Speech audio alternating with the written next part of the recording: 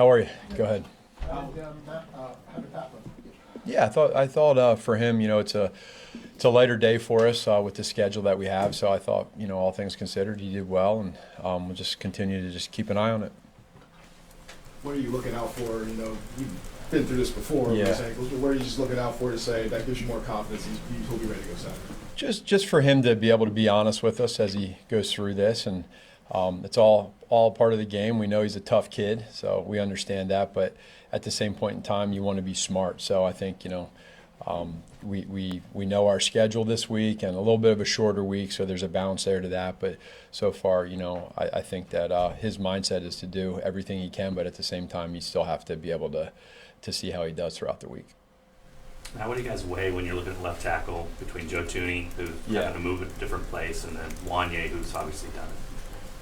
You probably just start off. I want to give a lot of credit to Joe coming in last week and doing what he did. I thought in that moment he did a great job against a really good front, and in particular Myles Garrett. So we'll continue to just kind of keep an eye on that. And in the end, Coach Reed will make the final decision on how we go with that and where we go. But I just look back to last week and just say, and for what Joe did in that moment, I think it just speaks to him and the value that he has of being able to have the flexibility to go out there and play tackle like he did. You guys had a nice run-pass balance when going into halftime, and then in the second half, a little bit more pass-heavy. In your estimation, what led to some of the heavier looks, I guess? I don't know if I necessarily have an exact answer for you. There's a lot of things that go into the why or when the play works. There was certainly more of a balance there with the run game in the first half, but at the same point in time, you look at. We had the downfield throw there on third down to D-Hop. He almost makes a spectacular catch. So if you get you hit a few of those, I don't know necessarily. I feel like with the turnovers that the defense got, you'd like to have more productivity and get some more points. But we're working on that, and again, I think some of that can just be somewhat of the flow of the game, and I don't know if there's necessarily a particular reason. You mentioned that you did have time for the deep shots, and then just for a little bit far off, it seemed like sailing a little bit. Is that just maybe not having as many opportunities this year to go downfield a little bit? No, I don't think so. And I think there is, honestly, I think there's a balance to that too. I mean, Pat does a really good job of trying to really stay on time, and then in that pocket move his feet when he can, and it's not always going to be perfect, but there's times when you're going to have pressure in your face. There's times when there's going to be a clean pocket. When you have a clean pocket, you want to make sure that you're accurate and that you're taking advantage of that. But if there's not a clean pocket, it's not that easy all the time to make that throw. And so we got to make sure on our end as coaches that what are we doing to make sure that there is a clean pocket, because when he has a clean pocket, he can be deadly. When you guys, after the game, it's easy to go back and say, oh yeah, we ran the ball this many times or passed the ball this many times. When you're in the flow of trying to make the calls and do that, how difficult it is to kind of balance that out? Like, hey, we haven't run the ball in 6 plays or something like that. Sure. It's probably there's a lot that goes into that, whether it's a play concept that maybe we saw that we liked in the past game that we wanted to try to get to. Or maybe there's a run too that is called and it happens to be a pass that's an RPO. So sometimes that happens. There's a balance with that. But in general, I think you do want to try to be as balanced as you can for sure. But it's just matching up when you do call a pass, matching up that protection, matching out the route depth of the wide receivers, and then matching up the accuracy of Pat, putting all that together.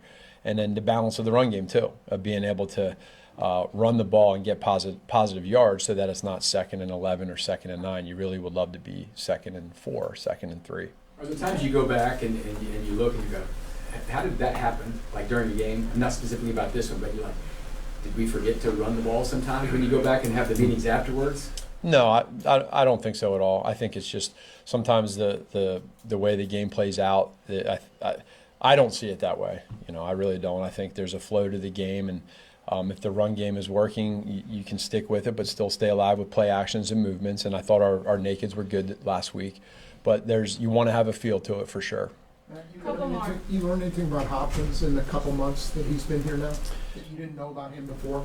I knew from the first day that I saw him that he was going to be professional, but it's carried on to like very, he's unselfish in the fact of understanding. Now, there's going to be a lot of times in moments of the game that he wants a shot to get the ball, but he's also understands the selflessness that we have in this offense of spreading the ball around at times. And so I just really appreciate that. But there's a learning side to him too, also, in understanding that we do this thing together.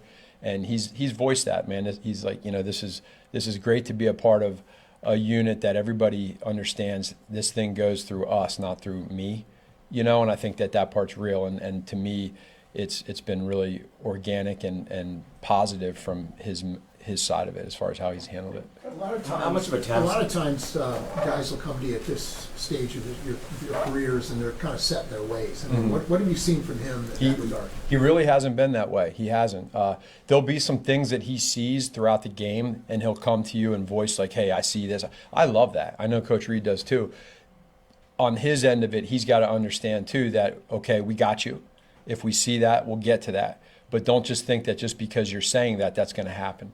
And he's been great with responding to us telling him that. And I don't think that should change. He has a lot of reps in his repertoire. He's played a lot of reps. He's seen a lot of things.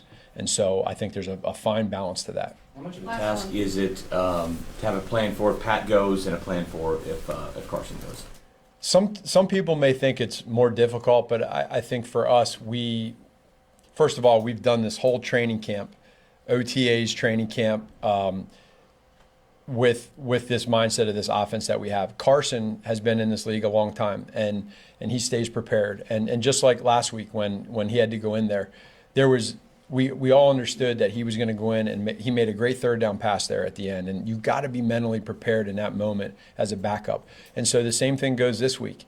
Both guys, and nothing changes. I'd like to say something changes. It doesn't.